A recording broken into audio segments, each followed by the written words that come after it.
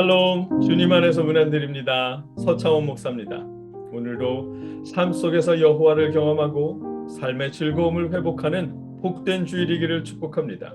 오늘 우리가 함께 읽고 나누려는 하나님의 말씀은 출애굽기 8장 1절로 15절까지의 말씀입니다. 제가 읽어드리겠습니다. 여호와께서 모세에게 이르시되 너는 바로에게 가서 그에게 이르기를 여호와의 말씀에 내 백성을 보내라. 그들이 나를 섬길 것이니라. 내가 만일 보내기를 거절하면 내가 개구리로 너의 온 땅을 치리라.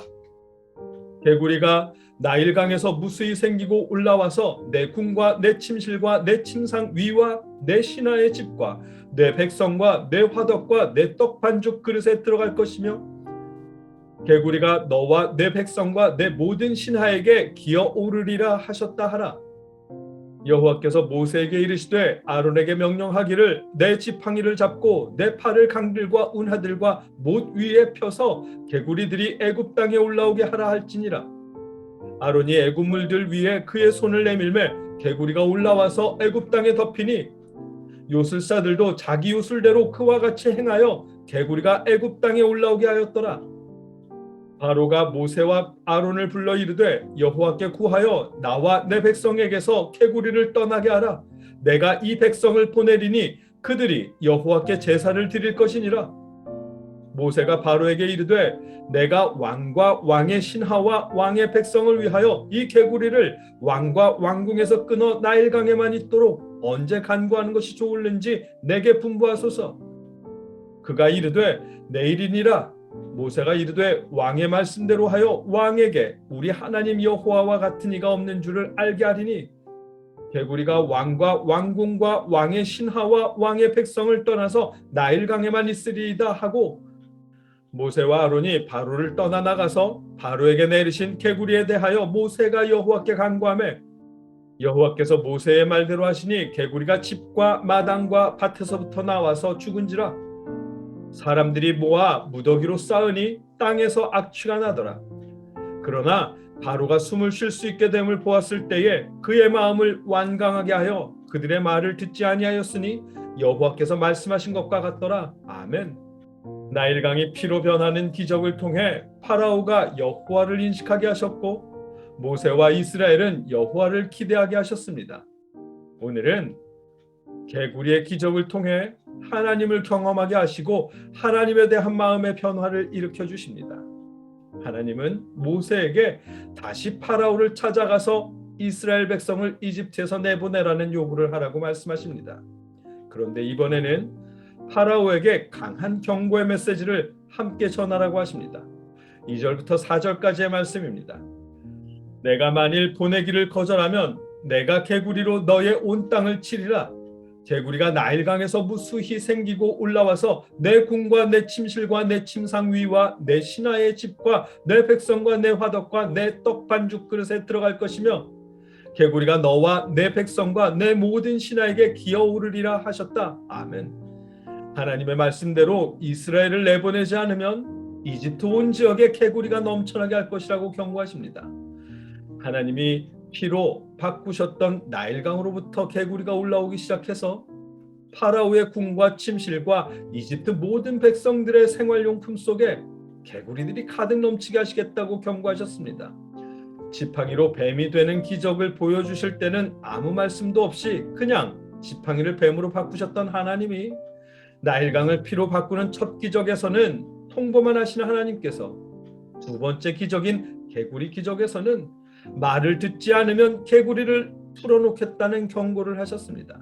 하나님의 방법이 변했습니다. 파라오는 하나님의 변화를 감지하지 못하고 그 경고를 무시합니다. 그 바람에 이집트 온 지역에 감당할 수 없는 숫자의 개구리가 출몰합니다.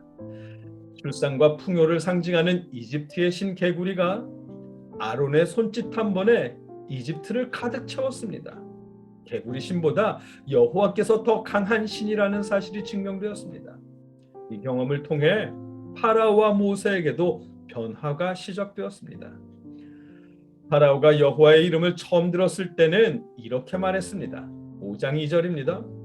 바로가 이르되 여호와가 누구이기에 내가 그의 목소리를 듣고 이스라엘을 보내겠느냐. 아멘. 여호와가 누군데? 라고 물었습니다. 지팡이가 뱀이 되었을 때는 콧방귀를 뀌었고 나일강이 피로 바뀌었을 때도 그냥 무관심했습니다. 그러나 개구리가 넘쳐나는 기적에서는 파라오가 이렇게 말합니다. 오늘 8절 말씀입니다. 바로가 모세와 아론을 불러 이르되 여호와께 구하여 나와 내 백성에게서 개구리를 떠나게 하라. 내가 이 백성을 보내리니 그들이 여호와께 제사를 드릴 것이니라. 아멘. 여호와께 구하여 개구리를 떠나게 해달라고 부탁합니다. 이집트의 술사들도 개구리를 많아지게 했지만 파라오는 모세와 아론에게 부탁합니다. 여호와께 구하여 개구리를 치워달라고 부탁하랍니다. 여호와가 누구이기에? 라고 물었던 파라오가 이제는 여호와께 구하여 라며 부탁하는 모습으로 변했습니다.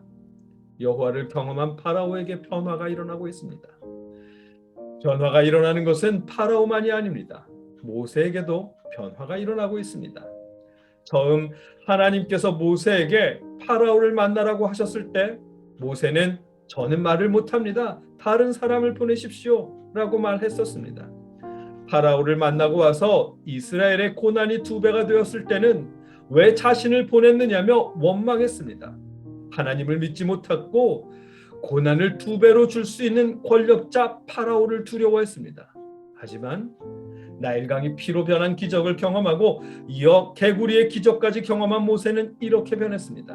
9절입니다.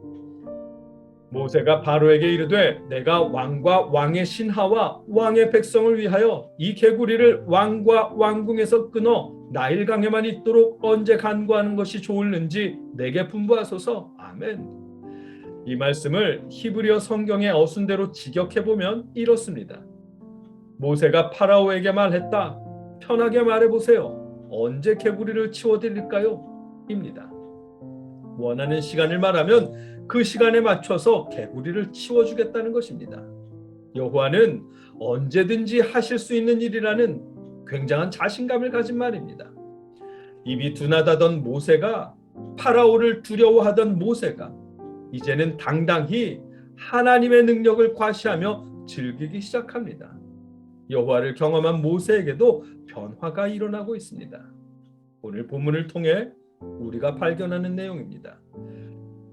정말이지 이런 변화가 하나님을 믿는 모든 사람에게 일어났으면 좋겠습니다. 그러려면 하나님을 기대해야 하고 하나님을 경험해야만 합니다.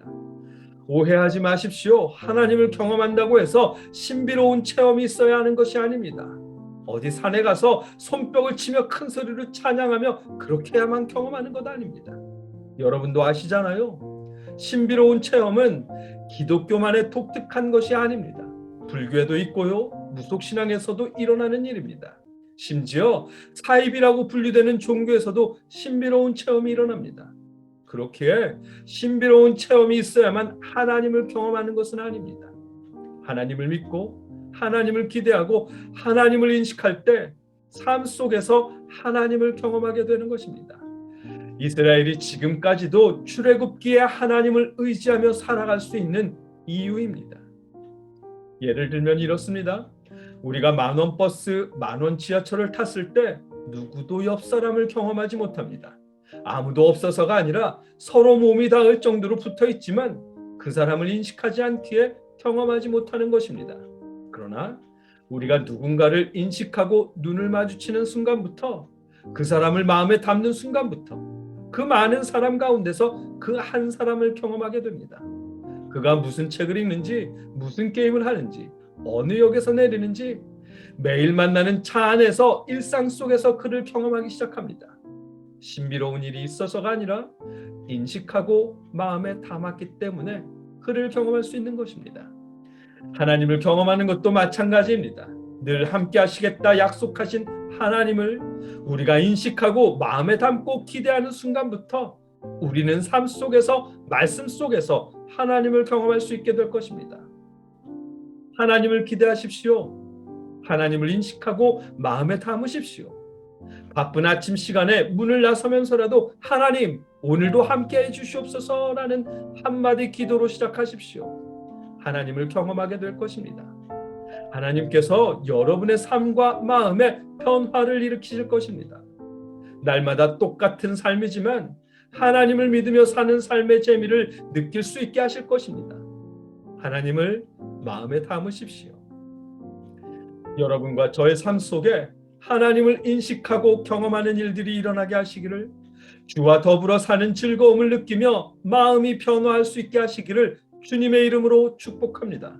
함께 기도하겠습니다.